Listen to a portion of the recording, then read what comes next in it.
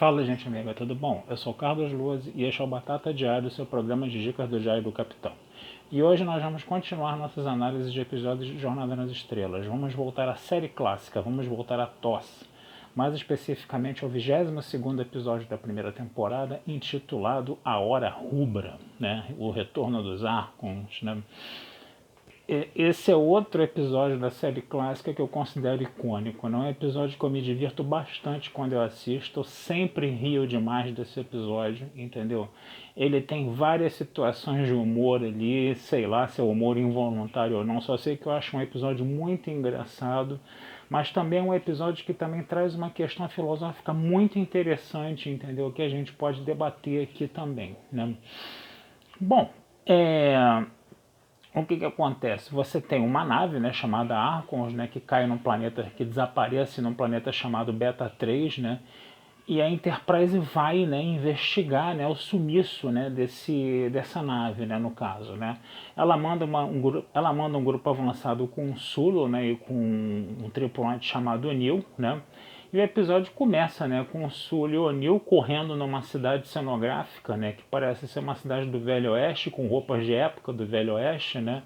A gente sempre tem que lembrar, né, que Jornada nas Estrelas era uma série de baixíssimo orçamento, né. Então eles usavam muito, né, os cenários, os figurinos da Desilu que não tinham nada a ver com ficção científica, né. Mas no caso desse episódio, como a gente tem uma história muito bem contada, né, a gente aceita nesse mundo de faz de conta, né. E o Sulu e o O'Neill eram perseguidos por, sei lá, dois guardas, né, da cidade que usavam roupas, né, com capuzes, né, eles pareciam até uns Jedi, né, que tinham uns canos na mão, né. E aí, né, o O'Neill consegue fugir, né, mas o Sulu é encurralado por esses dois guardas, né, e o guarda aponta o cano pro Sulu, né, você escuta aquele efeito sonoro, né, e o Sulu fica todo doidão, né. Aí ele é teletransportado para a nave, ele começa a falar de um tal de Landro, ele começa a falar de um mundo paradisíaco, coisa e tal, né, aí o Kirk que tá ali na sala de transporte vê que o Sulu não tá na melhor das suas condições, né. E aí ele precisa, né, entender o que está acontecendo. Aí ele desce com um grupo avançado, né, com Spock, com McCoy e com mais 3 tripulantes ali, 3 camisas vermelhas no caso, né? E ele vai começar a tentar entender o que está acontecendo, né? E as pessoas andam assim de uma forma bem letárgica, né? Eles parecem até personagens, né, de novelas do Manuel Carlos, né, que falam assim: "Oi, tudo bem? Como é que você tá?", entendeu? Essas coisas assim, sabe, bem doidona mesmo, né? E uma das pessoas oferece, né, acomodações para eles ficarem, né, procura o Sr. Hedger, coisa e tal, que não sei o que, mas procura logo que daqui a pouco o festival, a Hora Rubra vai começar, né? Hora Rubra, vai começar às 6 horas, aí faltava 3 minutos para as 6, né? Aí quando dá 6 horas, todas aquelas pessoas que estavam na cidade enlouquecem, né? Começam a correr para lá e para cá, eles começam... Tem gente que se embola, sai na porrada, tem outros que pegam uns pedaços de pau e dão com um pau na cabeça dos outros, tem outros que ficam jogando pedras, né? Pedras que inclusive quando batem na cabeça das pessoas elas quicam, né? Porque são pedras cenográficas, né? Então é muito engraçado, né? Você vê o grupo avançado correndo, tomando pedrada na cabeça, aquelas pedras quicando assim na cabeça, né? Tum, tum, tum, uma coisa e tal, né? E o Kirk, o Spock, o McCoy e o resto do grupo avançado, eles se escondem dentro de uma casa, coisa e tal. Eles encontram 3 idosos, né? Os idosos ficam falando: "Vocês não estão no festival, coisa e tal". Aí o Kirk não estamos no festival, nós viemos do vale, coisa e tal. O Kirk fica fingindo, aí tá todo mundo com roupa de faroeste também ali, né, no caso, né? E o que acontece? Um dos velhinhos começa a implicar com eles, dizendo que eles não são do grupo, que eles não são seguidores de Landro. É o que fica perguntando quem é esse Landro, mas está todo mundo ali no estado meio letárgico, não explica direito, coisa e tal. Aí esse velhinho, que ficou mais invocado com eles, né, que vê que eles não estão participando do festival, que não são do grupo, o velhinho sai, né, e traz 2 desses guardas aí, desses Jedis aí, né, que eles parecem 2 Jedis com 2 canos de ferro na mão, né, no caso, né. E aí, né, um dos velhinhos que tinha conversado com esse velhinho mais invocado, né, as coisas que esse velhinho falou para esse velhinho invocado estava dizendo que ele estava debochando do Landro, né. Então esses guardas chamam esse velhinho que teria debochado do Landro no caso, né? O velhinho se aproxima morrendo de medo, né? E aí um dos Jedi lá aponta o cano, né, pro velho, né? Aí começa a sair uma fumaça e umas faíscas, né? E faz aquele barulho, né? Uau, né? Efeitos especiais bem cafonas, vamos dizer assim, né? E o velhinho olha para aquilo, né? E cai morto, né? Quer dizer, é aquela coisa, né? O episódio ele também é engraçado porque também tem esses efeitos muito, vamos dizer assim, de baixíssimo orçamento, esses efeitos muito fracos, né? E é muito engraçado quando você vê isso, né? Eu particularmente acho muito engraçado essas coisas, né? E o que acontece, né? O Kirk, o Spock e o McCoy vão tentar investigar quem é esse Landro, coisa e tal, né? Ele vai... o festival acaba, né? Às 12 horas depois, né? Todo mundo fica no estado letárgico de novo, né? Coisa e tal, né? E esses cavaleiros Jedi aí com esse cano de ferro na mão, eles falam que que o Kirk tem que ser levado, né? Que o pessoal ali do grupo avançado tem que ser levado pro Lando para ser absorvido, né? E o Kirk todo machão fala, eu não vou ser absorvido coisa nenhuma, eu não vou para lugar nenhum, entendeu? Eu vou para o lugar que eu quero, quando eu quero, e eu quero falar com o Landro, né? Aí, tipo assim, o Kirk desobedece, né, as ordens, né, desses dois guardas aí, né? E esses guardas, eles não estão acostumados a lidar com desobediência, então dá um tilt nele lá, né? Aí o guarda fala de novo, né, que você não entendeu, você tem que vir, e o Kirk é mais ríspido ainda, né, e eles dão um tilt de novo, né, e aí o Hedger leva eles embora, né, vamos sair daqui antes que esses guardas façam alguma coisa, né. A gente percebe que os velhinhos, eles se borram de medo, né, o Hedger se borra de medo desse Landro, né, e o Kirk quer saber quem é esse Landro, né, o Kirk lá todo impaciente, macho alfa lá, quem é esse Landro, né, e os outros velhinhos lá ficam morrendo de medo do Landro, né. O Hedger anda pela rua, né? Aí as pessoas, né, que estão andando de forma letárgica, elas começam a pegar paus e pedras e a perseguir, né? Esse grupo, né? O Kirk manda tontear todo mundo com o Phasor, eles encontram o anil entre os desmaiados lá, eles levam o anil e o Hedger fala, não leva ele porque ele foi absorvido, coisa e tal, né? E aí eles se escondem num lugar, né?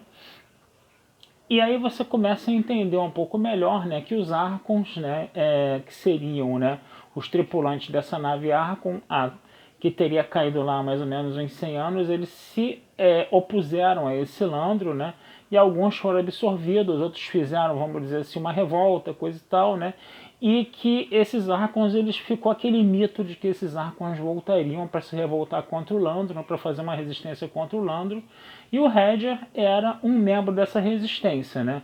O segundo membro da resistência foi o velhinho que morreu lá, com a arma lá besta lá, né? E um terceiro membro da resistência era desconhecido, né, no caso, né?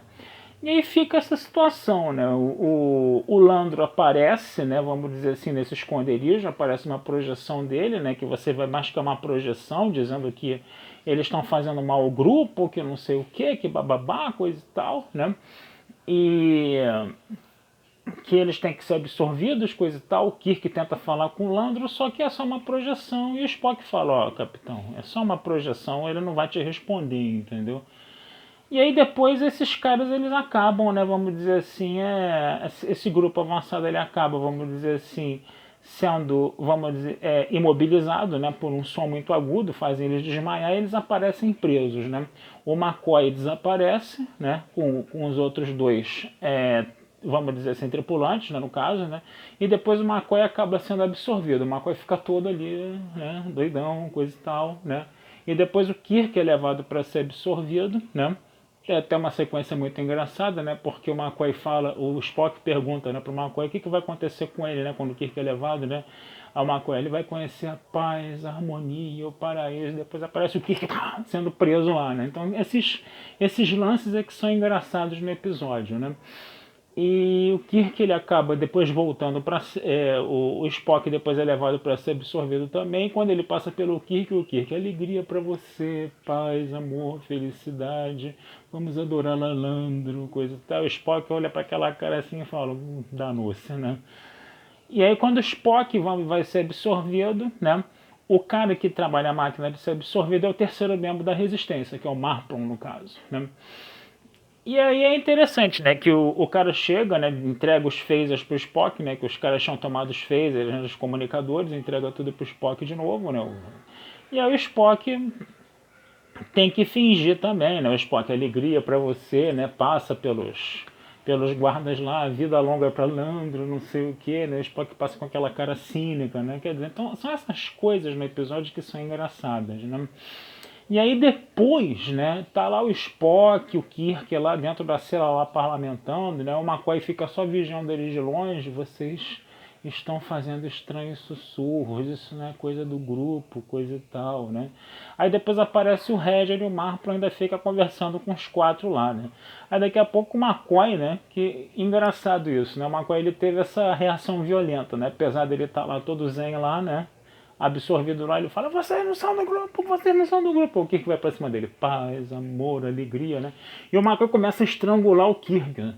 Aí lembra muito aquelas cenas dos Trapalhões, lembra? Quando o Dedé e o Didi ficavam lá agarrados, um apertando o pescoço do outro, lembrou muito, cara. Eu particularmente acho muito engraçado, entendeu? Essas coisas, eu ri muito com essas coisas, né? Spock lá usou o toque neural lá para desmaiar o doutor, né? E depois eles acabaram também, né? Escondidos lá, eles deram uns socos lá, né? Deram umas porradas lá nos guardas que apareceram para, vamos dizer assim, absorver o resto do grupo. Eles pegaram as roupas do guarda e colocaram, cara. Aí eles usaram aquelas roupas de capuz. Aí eles levaram, levou-se, o Marplon levou os dois para falar com o Landro, né? E aí foi muito engraçado, né? Porque até uma hora que aparece o Kirk assim com o capuz, né? Aqui que é a sala, né, que o Landro fala com a gente, né, o Kirk pode abrir, ele aparece com aquele capuz, ele parecia até um cavaleiro Jedi, né, com aquele capuz na cabeça, né, então quer dizer, esses lances é que são engraçados no episódio. E aí quando eles entram na sala de conferências lá para falar com o Landro, aparece a imagem do Landro lá projetada de novo, né, o Kirk bem ao estilo dele de diplomacia de cowboy, de meter o pé na porta, de chutar o pau da barraca, ele tira com um phaser contra a projeção, né, para acertar a parede, né, e quando a parede derrete, aparece o que tem do outro lado da parede, que é um computador, né? Ou seja, o nosso Landro, ele criou um computador, né? Ele programou um computador, ele foi um humano que existiu mesmo, mas ele criou um computador para quê? Para dar ordens para aquela sociedade, entendeu? E ele transformou, e ele programou o computador de forma que aquela sociedade fosse utópica, tivesse paz, harmonia, não houvesse guerras, não houvesse desentendimento, não houvesse doenças, entendeu? E ele era o Landro que dava as ordens através do computador, né? E era uma sociedade controlada pelo computador, uma sociedade totalmente utópica, perfeita, mas uma sociedade totalmente sem alma e sem criatividade e sem, vamos dizer assim, desenvolvimento, né, humano, né, no caso, né. E aí o Kirk vai começar a fazer uma guerra de argumentações com o computador para fazer o computador pirar e pifar, dizendo que a função do computador era o bem do grupo, mas o computador tolhia a criatividade do grupo e um grupo sem criatividade era um grupo morto, então na verdade o computador não estava fazendo bem para o grupo, mas estava fazendo mal para o grupo. Aí o computador, sem capacidade de responder essas questões, essas dúvidas, ele acaba pifando, né? Ou seja, vai ser uma guerra lógica de argumentações ali entre o Kirk e a máquina. Essa guerra de argumentações, vamos dizer assim, desenvolvida num nível um pouco mais baixo do que a gente vai ver, por exemplo, em Nômade, né, que é um episódio que a gente vai analisar mais adiante, né, onde o Kirk também faz uma guerra de argumentações com a máquina, mas uma guerra de argumentações um pouco mais elaborada, né? E aí o computador vai pifar, né? Aquelas pessoas todinhas ali que eram controladas pelo computador ficaram olhando para o computador pifado lá sem saber o que fazer, né? O Kirk, inclusive, ele dá um tapinha nas costas de um desses guardas vestidos de Jedi e fala: acho melhor você se livrar dessa roupa aí porque você e começar a procurar um outro emprego, coisa e tal, né? E o episódio ele termina com uma discussão filosófica entre o Kirk e o Spock, né? O Spock dizendo quanto tempo a humanidade ansiou por isso, né? Por uma sociedade totalmente perfeita, utópica, sem guerras, sem doenças, sem miséria, sem violência, com paz e harmonia totais, né? E é o que bom que a gente ainda não encontrou isso, né, no caso, né? Porque o que esse episódio ele quer falar? Que se a gente encontrasse uma utopia perfeita, que a humanidade não ia mais se desenvolver, andar para frente, entendeu? Que a humanidade não teria mais motivo para manter a sua criatividade, coisa e tal, né? Eu, particularmente, eu fico um pouco com o pé atrás nisso. Eles justificam, né, essa sociedade utópica como uma sociedade controlada por um computador, né, que tiraria a criatividade humana, né? Mas eu não vejo uma sociedade perfeitamente utópica, entendeu? E a criatividade humana, entendeu? O desenvolvimento da criatividade humana, o desenvolvimento do humanismo, no sentido do humano que quer se aprimorar, quer ser cada vez melhor, entendeu? Eu não vejo isso como duas coisas mutuamente excludentes. Eu acho que você pode ter uma sociedade utópica, perfeitamente utópica ou mais próximo disso, entendeu? E a criatividade humana não ser tolhida por causa disso, e a criatividade humana também poder andar juntos com isso. Quando você vê essa sociedade utópica e a criatividade humana quando sendo mutuamente excludentes, me lembra muito aquele discurso de que nunca vai haver igualdade entre as pessoas, sempre vai haver ricos e pobres, sempre vai haver exploradores e explorados, coisa e tal, né? A gente nunca vai conseguir atingir uma utopia inalcançável, coisa e tal, né? Primeiro, nunca diga nunca, né? A gente já viu que as coisas sempre têm um começo e um fim, né? Quer dizer, como se você estivesse defendendo as imperfeições de um sistema vigente, né? No caso, né? E as coisas sempre têm um fim, né? Elas sempre têm um começo, um fim, nada é eterno, as coisas sempre estão em constante processo de mudança, tá?